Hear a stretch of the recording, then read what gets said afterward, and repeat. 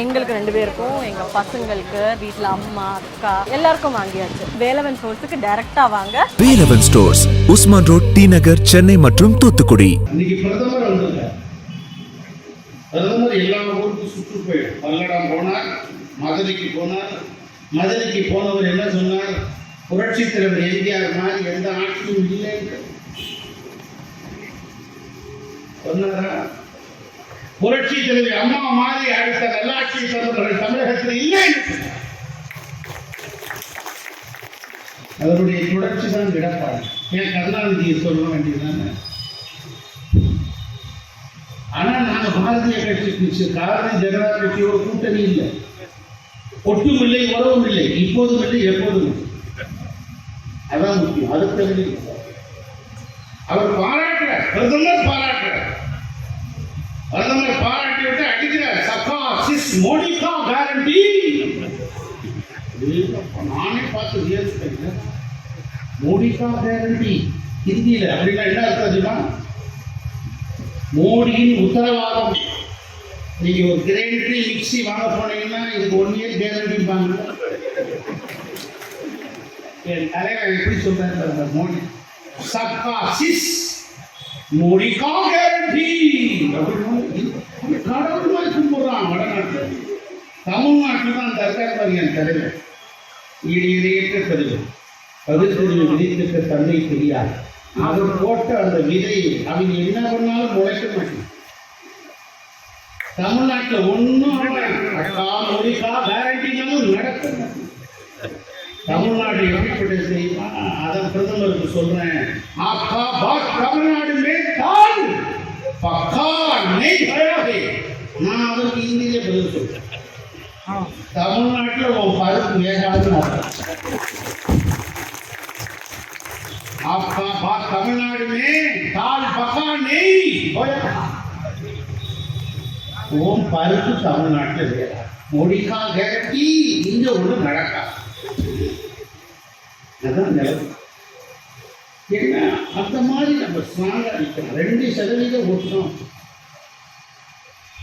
2%.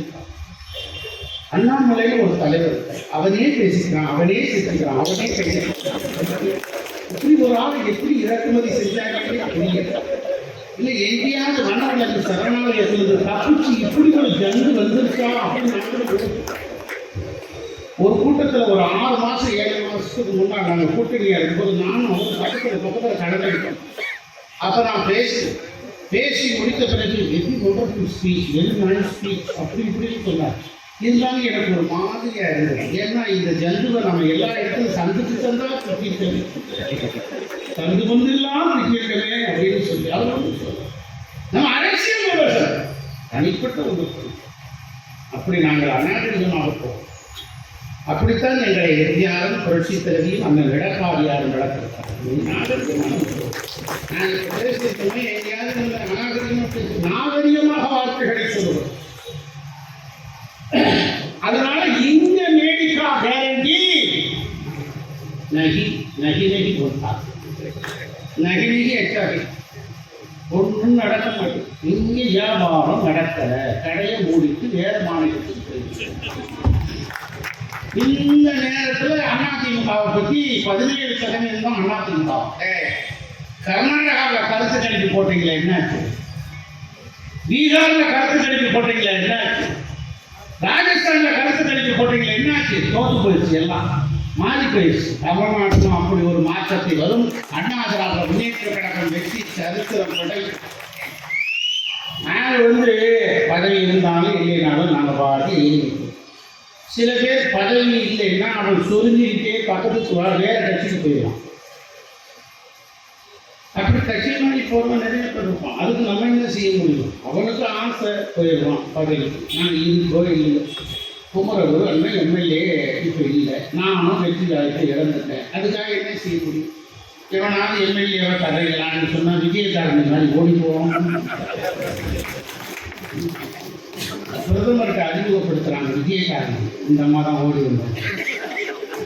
O is ready அப்படின்னு என்ன அநியாய ஆக்குது.